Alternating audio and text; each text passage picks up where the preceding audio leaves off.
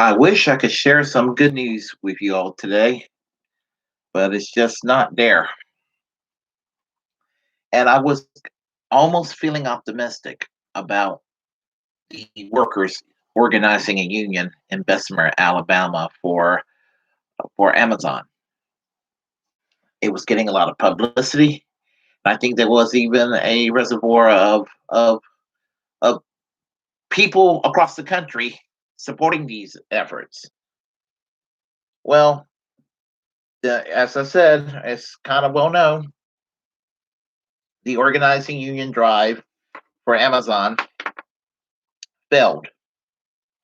And, if you think about Alabama, which is a southern state whereby unions are not that big down in the South, is pretty much frowned upon and is lowers the standard of living when you have very little unions around or no unions. And Alabama's already one of the poorest states in this country. So this is this is even if you hate unions, and those who hate unions don't even realize it. This is just one more thing that's going to decline the middle class in this country. And in Alabama's one of the poorest states in the country. It's going to remain poor. It's certainly not going to be wealthier. The people are not going to be better off because the union got defeated. If anything, it just encourages those that are against unionization to keep doing what they're doing. I mean, Alabama is basically third world level poverty. I found out that Alabama is poorer than Mississippi, if you can believe that. Now, I am not bashing the South, just to bash the South. I live in North Carolina. I'm a Southerner. There are things about the South that I can never part ways with. We have better foods, cuisines than the rest of the country. Everything is deep fried. The sweet tea that we have down here, you can't beat it. You, there's not what passed for country music today, but country music from the past, which was more like folk music in some ways. I'm not saying it was folk music, but there was a kind of a charm to some of the older country music that is lacking today. And the more rock and roll country music sounds, unfortunately, politically, it sounds just as reactionary. Um, this was a major blow to labor's comeback. 16% of the people voted to unionize Amazon. The rest didn't. And Amazon, they lied, they intimidated, they did what they could, and they won. Fear tactics, threat of termination, and workers are mistreated. They're not really allowed to, even if they have breaks, they're really not allowed to take breaks, and they can't shit in peace. Take a shit break, they can't take a pee break. They're understaffed, and there's a high turnover. And the high turnover aspect of itself may save you a few dollars in the long run, Amazon, but is actually bad business down the road because when you have a high turnover, you have a company that's less efficient. Doesn't take an economist to figure this out. And, I've been involved with unions over the years. I'm a 20-year veteran of the United Food Commercial Workers. And the union that was organizing for Amazon was the Retail, Wholesale, and Department Store Union, which is affiliated with the United Food Commercial Workers. And I was involved with a Walmart unionization drive in Wilson, North Carolina, back in 2004. And the UFCW, not our local 204, but the international came down from DC. And they went to my workplace, they were asking for me because they knew I've been involved with organizing. And I assisted them. I was the lone UFCW local 204 rank and file that helped with the international. We set up a meeting arrangement, and we had people that were supposed to come in from uh, from the Walmart in Wilson, North Carolina, to go and speak to us. And a couple of people did, maybe about 4 or 5 that whole day. Um, Something that we noticed, can't say for certain, we noticed in a little conference room right across the other hotel, it looks like we were being filmed. They were basically, they knew what we were up to, and they wanted to see who comes into the meeting so they can go and make life a living hell for these people. This is back in January 2004. So these times, we're talking about 17 years ago when this happened. It seems like yesterday. So this is just another example of what I was saying with relation to Amazon, because they're still trying to unionize Walmart in various places in the country too. Now, Amazon and Walmart are unionized elsewhere. I mean, there are some unionized Walmarts in Canada, and some of the companies that Walmart owns in Europe are also unionized. Amazon is pretty much unionized in most European countries, but here it is not. Um, I was also involved with the Mount Olive pickle boycott back in from the late 1990s till about 2004, when Mount Olive agreed to unionize. I was involved with the Farmer Labor Organizing Committee to help unionize Mount Olive pickle. It finally took place. It was a very, very. It was good news because we needed good news that year, because 2004 was a terrible political year, with George W. Bush being reelected and Republicans gaining in the U.S. House and the U.S. Senate, and the country shifting further and further and further to the right. Um, and so that was the sparkle of good news that took place. And I was, kind of hopeful, maybe. I didn't expect that Joe Biden and Kamala Harris and a Democratic House and a Democratic led Senate would govern the way Bernie Sanders and supposedly Elizabeth Warren and supposedly AOC would like to have the country governed. But we were expecting maybe just a little more. The Democratic Party did go a little further left than it did under Bill Clinton and under Barack Obama.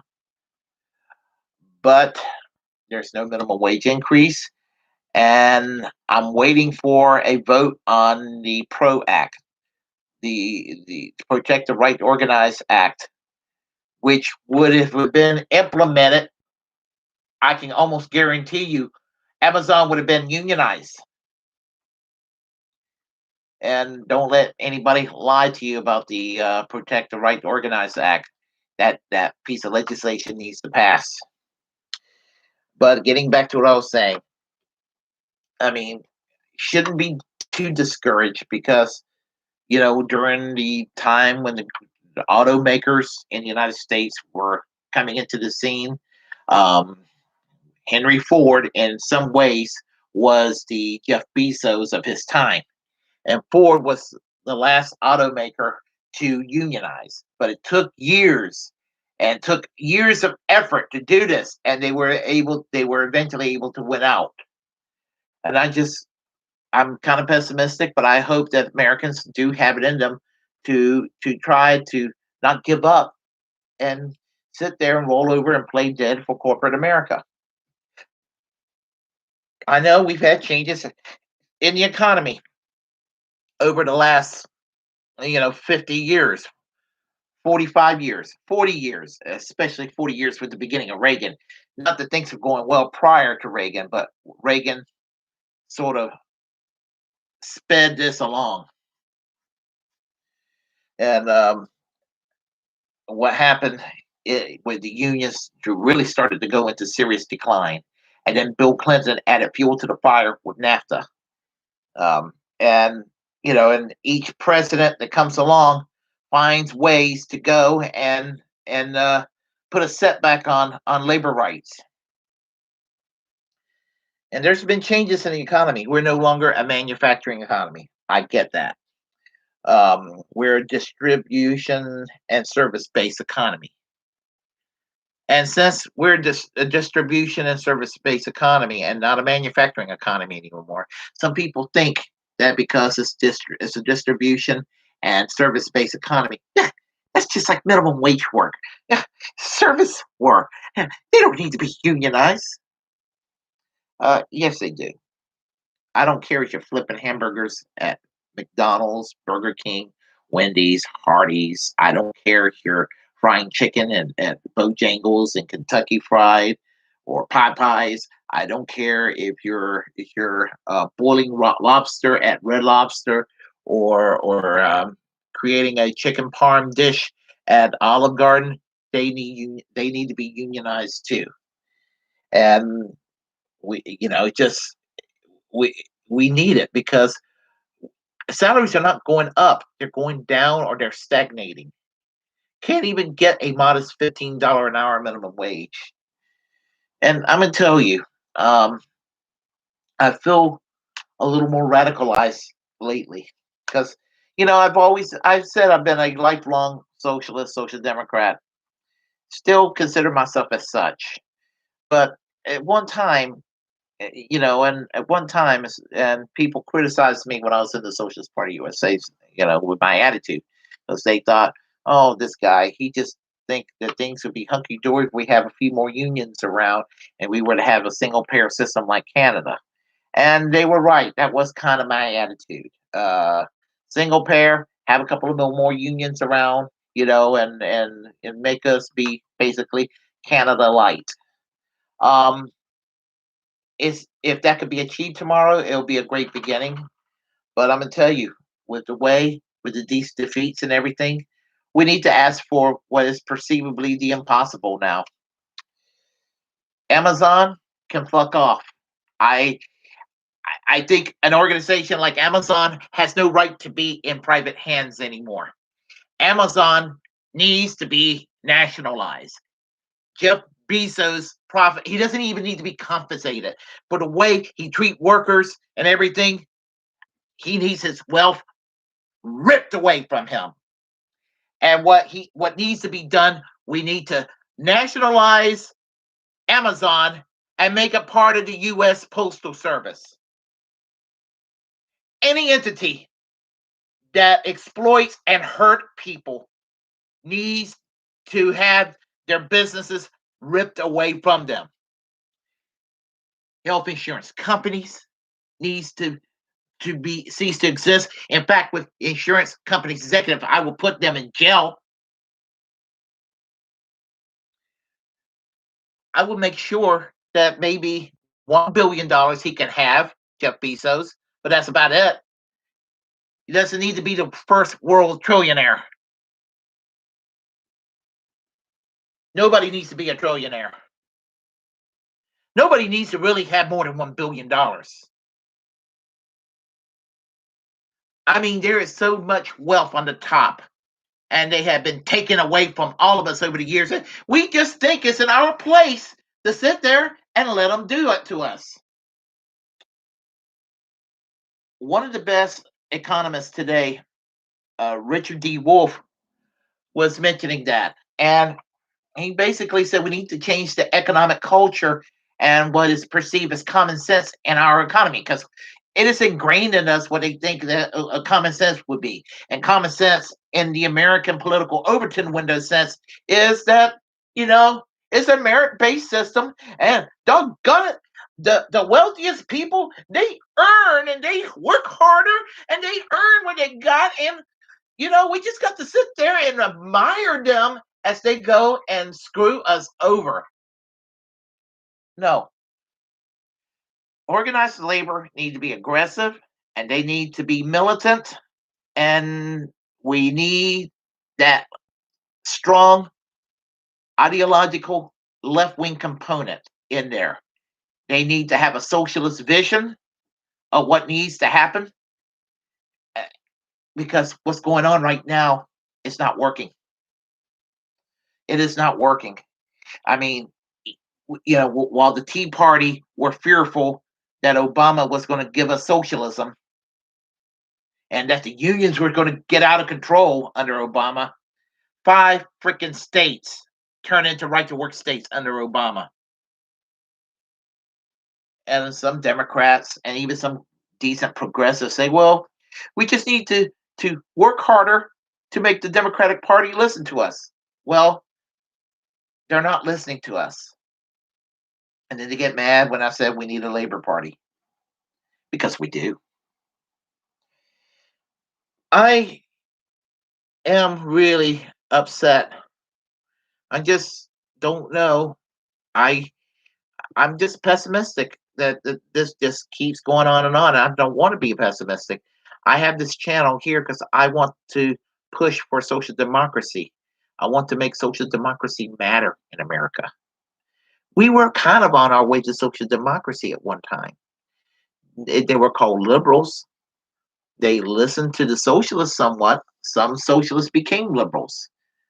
That part of the right wing were correct, but it wasn't bad. These socialists weren't bad people. Socialist municipal governments have done well in the United States. In a few places, it's been tried. Milwaukee, Wisconsin, Burlington, Vermont, for example. It's just it's worked, and what's not working is the right wing movement, conservative, um, crony capitalism. It's not working. I generally respect libertarians, but I hate their economics. It's really draconian and as silly as Marxism, like orthodox Marxism. It's not workable. Works great on paper. Human nature comes into the act. Doesn't work. I mean, and I'm not a doctrinaire Marxist at all. I'm not a Marxist at all. But there are some things that Marx said is valid. I despise economic libertarianism, but there are some aspects of libertarianism that's not economic that I am wholeheartedly in favor of and can identify with. But that's not necessarily related to the economy. Just makes me an old school ACLU type, which is what I am. But we need to go and find ways to to find what is failing us, to stop what is failing us, and to try to create a formula for success. And I'm pessimistic, and I try not to be. And I'm kind of bitter because I had a union job taken away from me 3 years ago too. So and I'm gonna tell you, when you work in a union job and you find out you're not in a union job anymore, it's different. It's night and day. The $10 a week I paid for private insurance turned into $56 a week, and I'm not going to get 30 years of pension. I'm only going to get 20 years of pension because I just worked for the company for 20 years. So I'm speaking from personal experience too. It's what I got to say right now. So if you like what you heard, press like and comment. If you disagree, well, that's okay. I'm a free thinker. We can have a conversation. Feel free to share the content on this channel. Uh, as as a First Amendment absolutist, it's my duty to inform you to create your own platform and utilize it because we're the muckrakers of our time. And of course, most importantly, hit that subscribe button and hit that notification bell so you're kept up to date with yours truly. And until next time, um, I am American Social Democracy. Class struggle yesterday, class struggle today, class struggle tomorrow until we achieve full and economic social justice for all.